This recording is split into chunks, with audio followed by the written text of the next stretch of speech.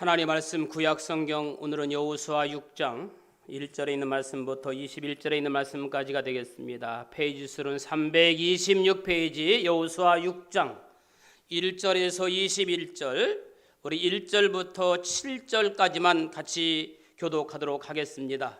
여호수아 6장 1절에 있는 말씀부터 7절에 있는 말씀까지가 되겠습니다. 유튜브로 예배를 드시는 모든 교우들도 같이 다 찾아서 교독하도록 그렇게 합니다. 여호수아 6장 1절 이스라엘 자손들로 말미암아 여리고는 굳게 닫혔고 출입하는 자가 없더라.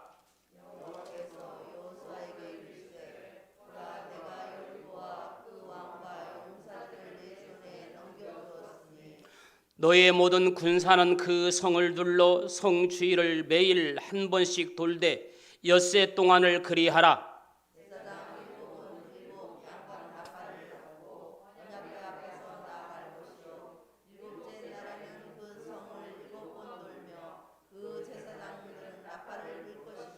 제사장들이 양각 나팔을 길게 불어 그 나팔 소리가 너에게 들릴 때에는 백성은 다 큰 소리로 외쳐 부를 것이라.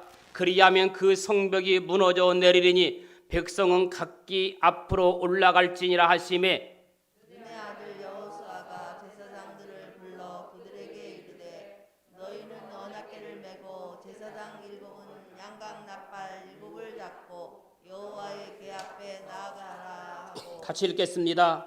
또 백성에게 이르되 나아가서 그 성을 돌되 무장한 자들이 여호와의 궤 앞에서 나아갈지니라 하니라. 아멘. 기도합니다. 좋으신 아버지 하나님, 은혜를 감사합니다. 한 주일 동안 주의 은혜 가운데 보살펴 주시고 안식일 이른 아침에 모든 것을 다 떨쳐버리고 주님 앞에 나와 예배드리는 저희들을 축복하여 주옵소서. 말씀 가운데 은혜가 있게 하시고 말씀 가운데 도전이 있게 하시고 말씀 가운데 승리의 삶을 살아갈 수 있도록 축복하여 주옵소서. 우리 앞에 있는 모든 여리고성은 반드시 무너질 줄로 믿는 축복의 예배가 되게 하여 주옵소서. 부족한 종이 말씀 전할 때 두려운 마음으로 전하게 하시고 떨리는 마음으로 전하게 하시고 사모하는 마음으로 온전히 주님께 전하게 하여 주옵소서. 예수님의 이름으로 기도합니다.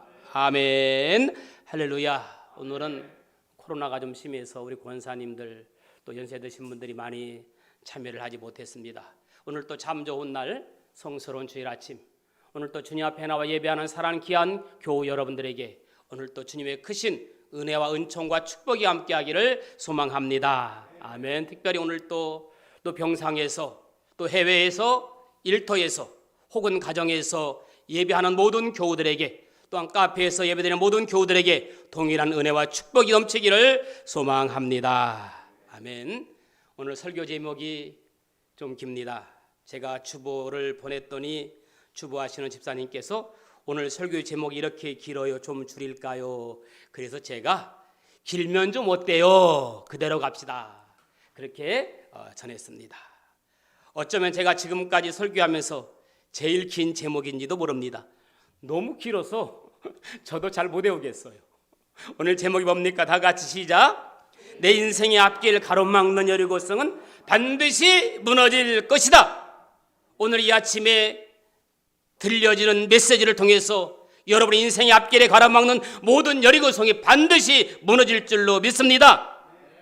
저는 요즘 기도할 때마다 눈물이 참 많아요. 예배를 드릴 때마다 눈물을 참느라고 참 혼납니다. 주여, 이 나라를 회복시켜 주옵소서. 우리의 신앙을 회복시켜 주옵소서. 얼마 전까지만 해도 내 바닥에 꽉 찼는데 이제는 너무너무 빈 마음을 보면 얼마나 주님의 마음이 아플까.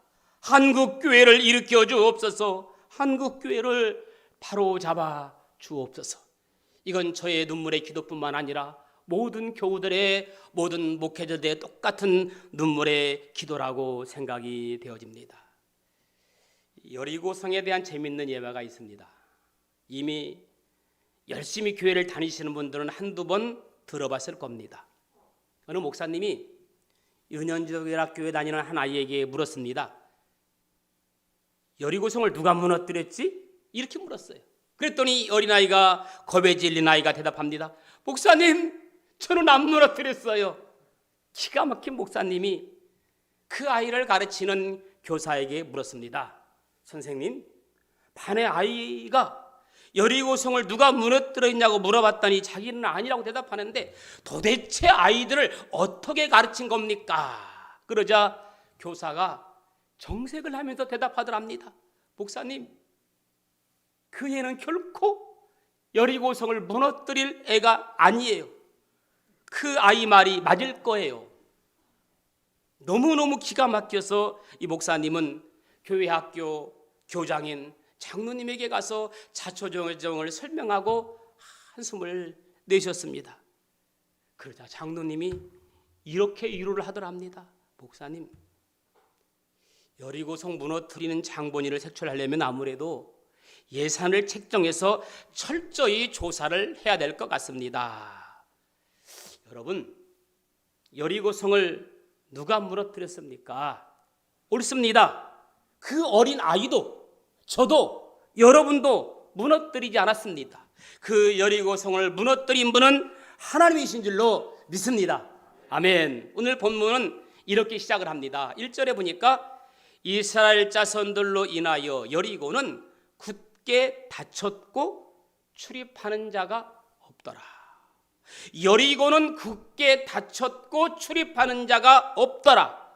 이 말은 어둠과 절망을 말합니다.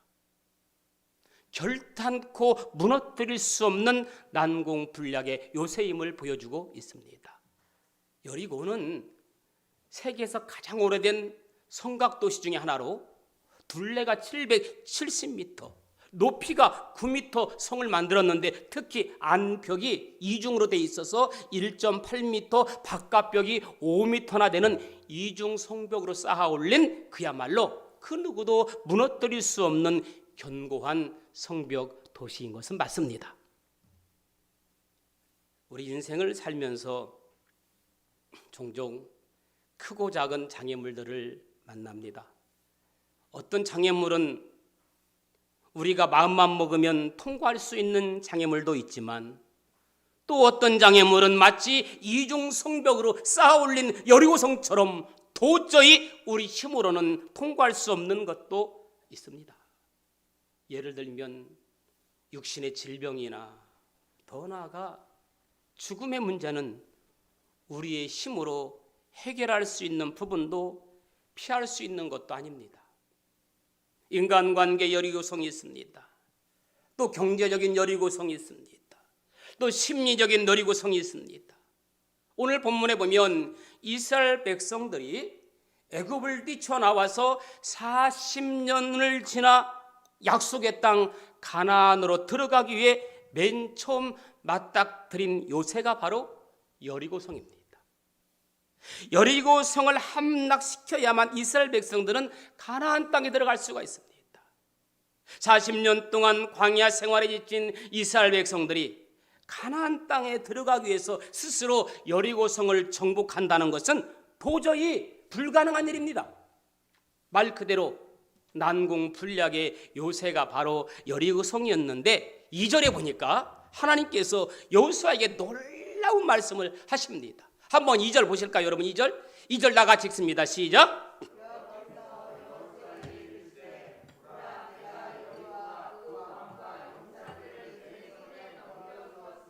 보라, 내가 여리고와 그 왕과 용사들을 내 손에 넘겨 주었으니. 무슨 말입니까, 여러분?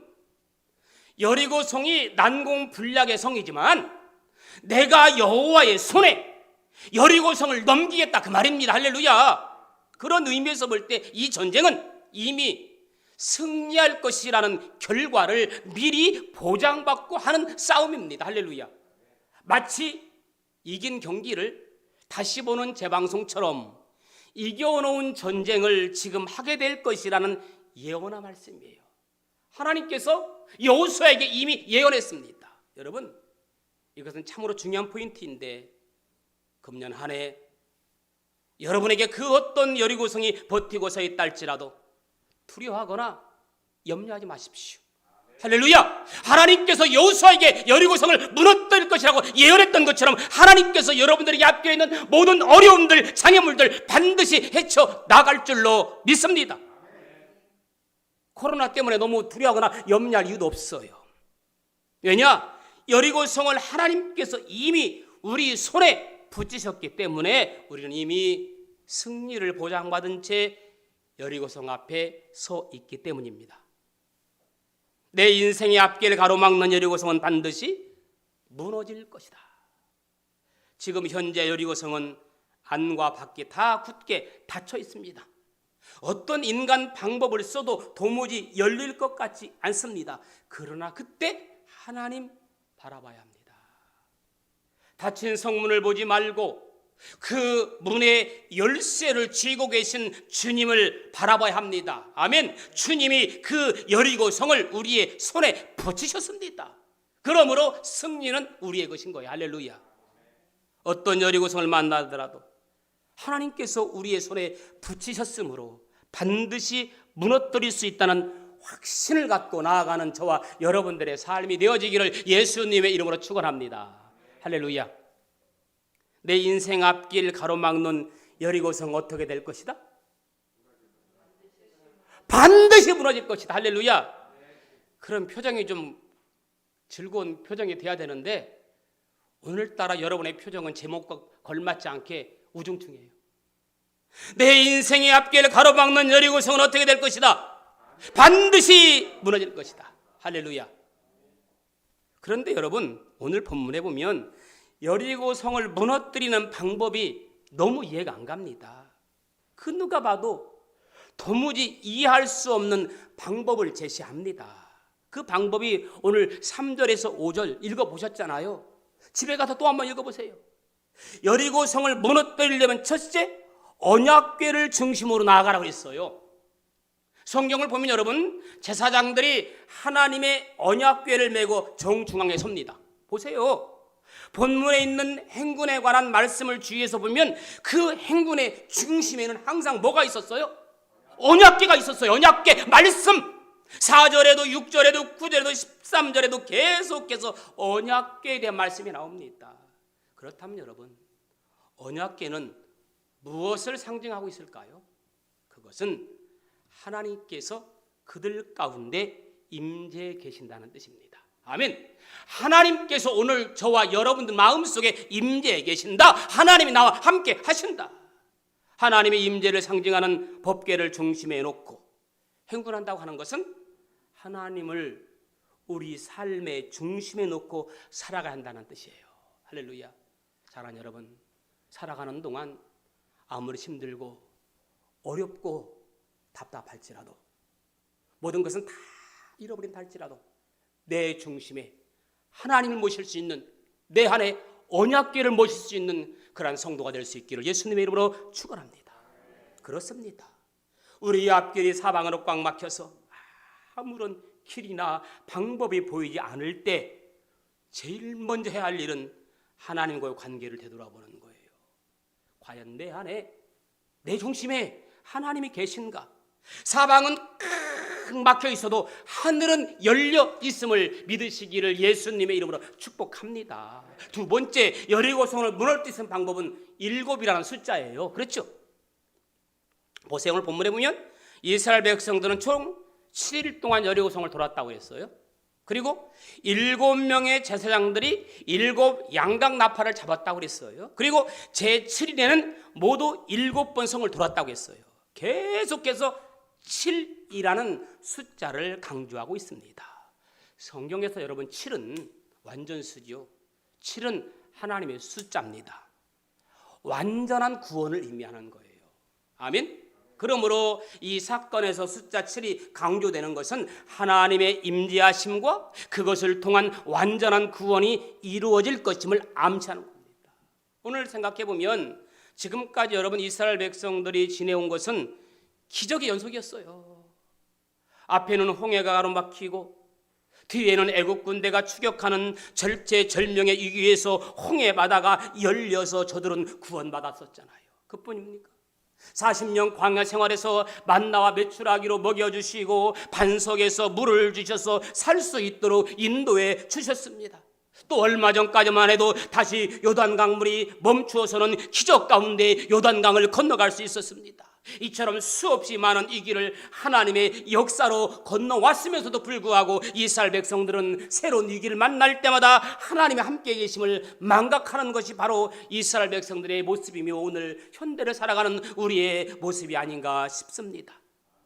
그래서 하나님께서는 언제나 우리 가운데 임재하신다는 사실을 언약궤를 통해서 또 7이라는 숫자를 통해서 다시 한번 상기시켜주는 그러한 내용이 오늘 본문의 내용입니다.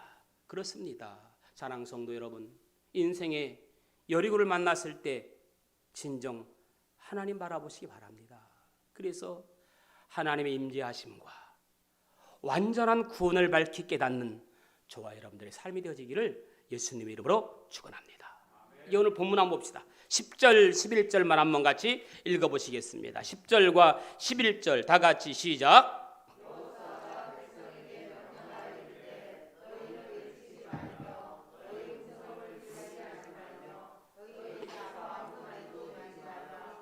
그리하다가 내가 너희에게 명하여 외치라 하는 날에 외칠지니라 하고 여호와의 궤가 그 성을 한 번 돌게 하고 그들이 진영으로 돌아와서 진에서 자니라.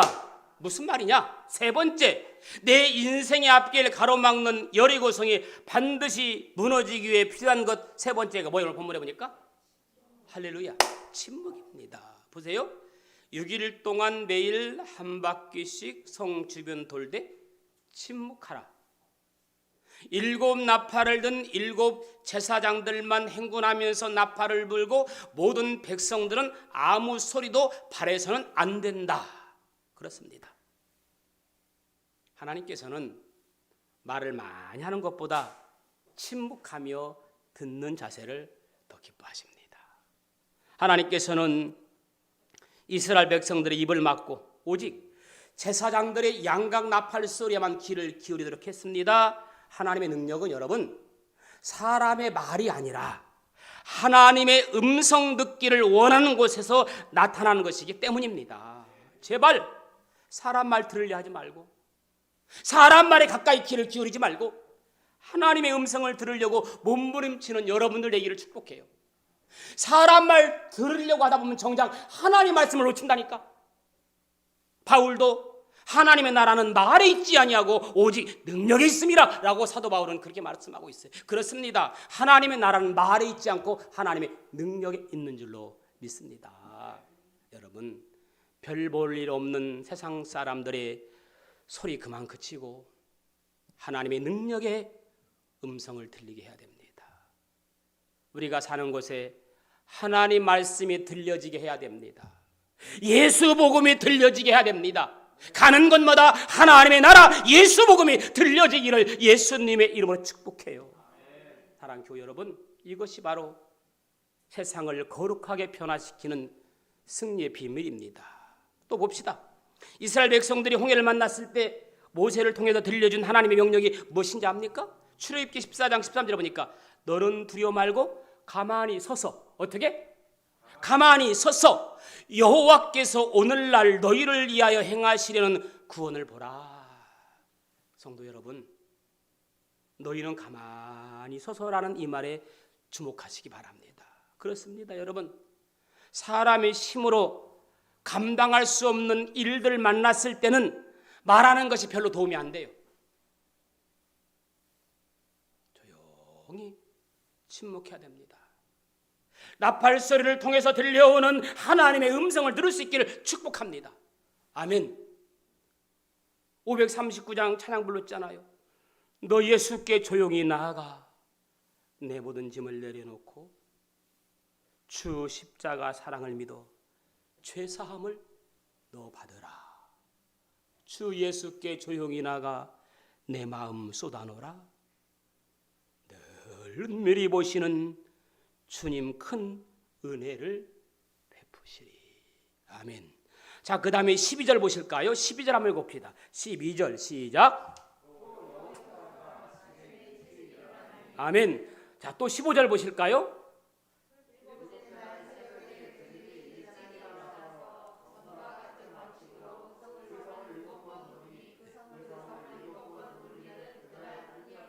아멘.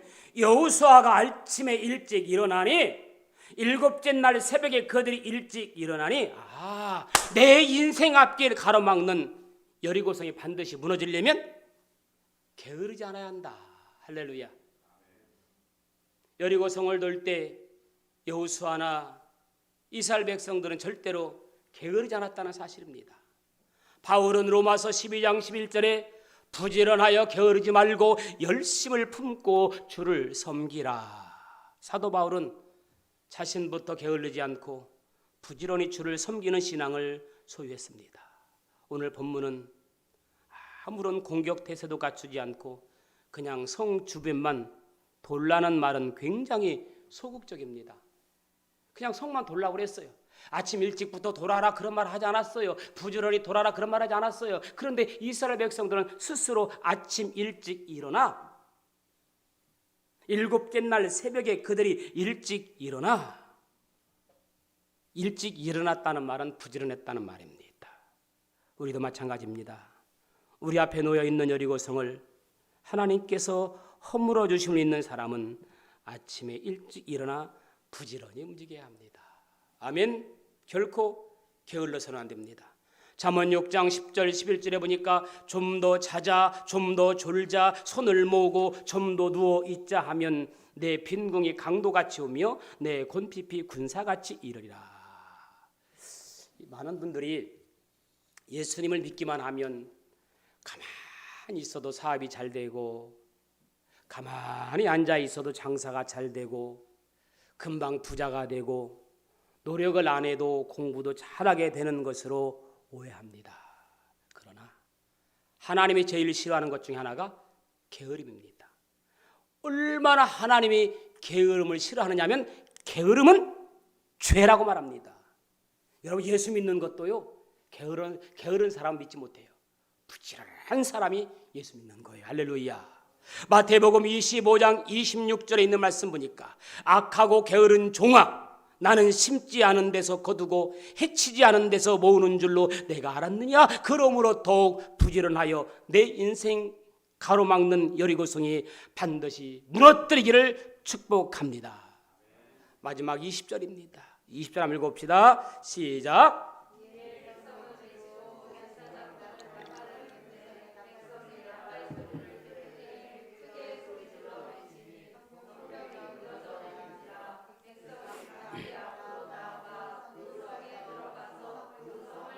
아멘. 내 앞길을 가로막는 여리고성이 무너지려면 함성을 질러라. 함성. 크게 소리질러 외치니, 함성을 지르니 성벽이 무너져 내린지라. 온 성이 떠나가도록 함성을 질렀다는 것은 뭔지 아십니까? 무슨 뜻인지 알아요? 이제는 내 관점이 아닌 하나님의 관점으로 살겠다는 선포입니다. 방향 전환입니다. 이제는 나는 세상 사람이 아니라 하나님의 사람이다. 이제는 내가 세상 사람의 귀를 기울이는 것이 아니라 하나님 말씀만 듣겠다. 선포입니다. 아멘. 함성이에요. 난공불락의 요새, 절대로 무너질 것 같지 않았던 초롱석 여리고성은 내 관점이 아닌 하나님 관점으로 살겠다는 선포, 함성 소리에 맥없이 무너진 줄로 믿습니다. 그렇습니다.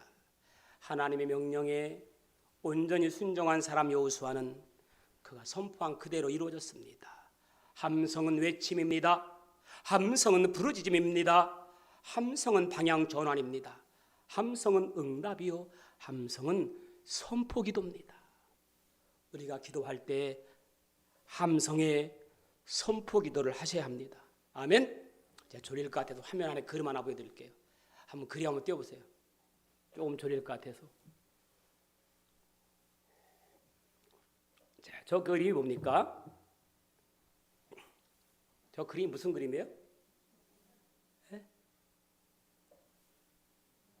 만종, 할렐루야. 그림의 조예 급습니다. 밀레 만종이라는 그림을 잘 아실 겁니다. 루브르 박물관에 소장 중인 이 그림은 값을 매길 수 없는 프랑스의 국부와가도 같은 작품입니다. 한 젊은 농부 내외가 일을 마치고 추수한 감자 바구니를 놓고 석양 속에서 감사 기도를 드리는 모습은 보기만 해도 마음에 평안히 느껴질 정도입니다. 자, 이제 그림을 치우고 제 얼굴을 보여주세요.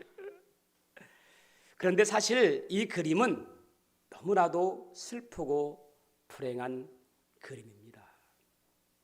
젊은 부부의 발치 아래 놓인 바구니가 원래는 아기의 관으로 죽은 아이를 묻으려는 장면이었다고 합니다. 원래는 이 그림을 그릴 무렵인 1860년경에 밀레는 물감조차 살 수 없는 비천한 신세 무명 화가여서 그의 친구가 그림을 인수하는 조건으로 1000프랑을 빌려주어서 그림을 그릴 수 있었다고 합니다.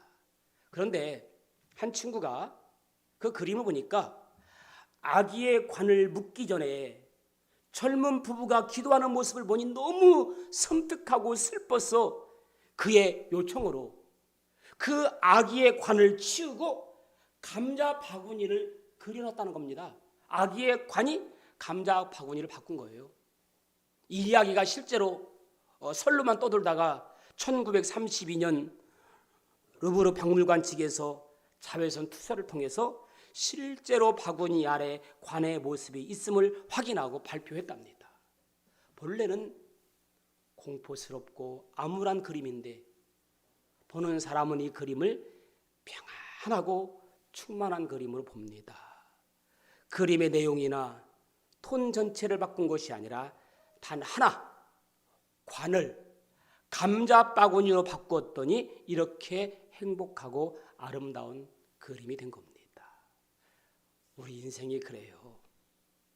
너무 복잡해 보여도 때로는 관을 감자 바구니로 바꾸는 것처럼 시선 하나만 뒤집히면 간단하게 풀리는 경우가 의외로 많습니다. 우리의 신앙은 바로 이 시선의 싸움입니다. 단기적인 시선에서 보면 엄청난 손해인 것 같지만 멀리 보면 엄청난 승리와 축복입니다. 이제는 내 관점이 아닌 하나님의 관점으로 살겠다는, 세상 사람이 아닌 하나님의 사람으로 살겠다는 관점, 큰 함성을 질러야 될 때입니다. 방향전환입니다. 내 관점으로 해석하면 억울하지만 하나님의 관점으로 해석하면 전혀 억울하지 않습니다. 오히려 감사와 찬양이 넘칩니다. 사랑하는 여러분, 내 인생의 앞길 가로막는 여리고성은 반드시 무너질 것이라고 저는 확신합니다. 말씀을 정리합니다. 행여나 오늘 또 토끼 한 마리 잡지 못하는 겁쟁이 호랑이의 삶을 살고 있지는 않습니까? 내가 호랑이면서도 겁이 많아서 토끼 한 마리 잡지 못하는 그러한 인생을 살고 있지는 않습니까? 배고픈 호랑이 한 마리가 먹잇감을 찾아 사냥을 나섰습니다. 그때 토끼 한 마리가 꽁충꽁충 뛰며 가길래 호랑이가 앞길을 번쩍 들어서 내리치는데 글쎄 토끼가 날카로운 눈으로 호랑이를 째려보면서 호랑이 앞길을 탁 쳤습니다. 이건 놔 자식아. 깜짝 놀란 호랑이는 토끼의 그 배짱에 깜짝 놀라 호랑이가 도망가 버렸습니다. 호랑이가 혼자 생각합니다. 저놈의 토끼가 왜 이렇게 배짱이 좋지? 그 다음 날이었어요. 호랑이가 다시 먹이를 찾아 나서는데 토끼 한 마리가 깡총깡총 호랑이 앞을 지나갑니다. 다시 앞발을 들어 탁 치고 가는데 토끼가 날카로운 눈으로 째려보면서 말합니다. 자식아, 내가 어제 그 토끼야. 이 토끼는 도저히 안 되겠다 싶어 다른 토끼를 찾아 나섰습니다. 그리고 다른 토끼를 발견하고 앞발을 번쩍 들었는데 토끼 녀석이 씩 웃으면서 조롱스럽게 말을 합니다. 자식아, 소문 벌써 다 났어. 사랑하는 여러분, 혹시나 나는 토끼 한 마리 잡지 못하는 겁쟁이 호랑이라고 온 동네에 소문이 다 나 있지는 않습니까? 겁쟁이 호랑이처럼 세상을 살아가는 그리스도인 아닙니까? 말로는 그리스도이지만 자신 있게 외치지 못하고 자신 있게 그리스도를 전하지 못하는 겁쟁이 호랑이는 아니냐는 말입니다. 하나님께서 이 세상을 정복하도록 우리에게 많은 권세와 능력을 주셨는데 나는 겁쟁이 호랑이처럼 문제에 갇혀서 신음하며 오늘을 살아오고 있지는 않습니까? 이 시선을 하나님께 드릴 때 여러분의 삶에 그 답답하고 지긋한 문제들이 간단하게 풀리게 될 줄로 믿습니다. 내 인생의 앞길을 가로막는 여리고성을 무너뜨리려면 첫째, 하나님의 임재 언약궤를 우리 삶의 중심에 놓고 살아야 됩니다. 완전한 구원을 암시하는 7이라는 숫자 우리 중심에 놓고 살아야 됩니다. 또 말을 많이 하는 것보다 침묵하며 늘 듣는 자세를 우리 삶의 중심에 놓고 살아야 합니다. 게으르지 말고 열심을 품고 주를 섬겨야 됩니다. 함성을 지르니 성벽이 무너져 내린지라. 함성은 외침입니다. 함성은 부르짖음입니다. 함성은 방향 전환입니다. 함성은 응답입니다. 함성은 선포 기도입니다. 선포 기도하는 함성을 우리 삶의 중심에 놓고 살아가기를 축복합니다. 그럴 때에 내 인생의 앞길 가로막는 여리고성은 반드시 무너질 줄로 믿습니다. 좋으신 아버지 하나님, 내 인생의 앞길 가로막는 여리고성은 반드시 무너질 것입니다. 내 삶의 중심에 하나님의 임재 언약궤와 구원의 숫자와 침묵과 부전함과 선포 기도를 통해서 우리 앞에 있는 모든 어려운 일들을 다 떨쳐버릴 수 있는 자유한 인생이 될 수 있도록 축복하여 주옵소서. 예수님의 이름으로 기도합니다. 아멘. 347장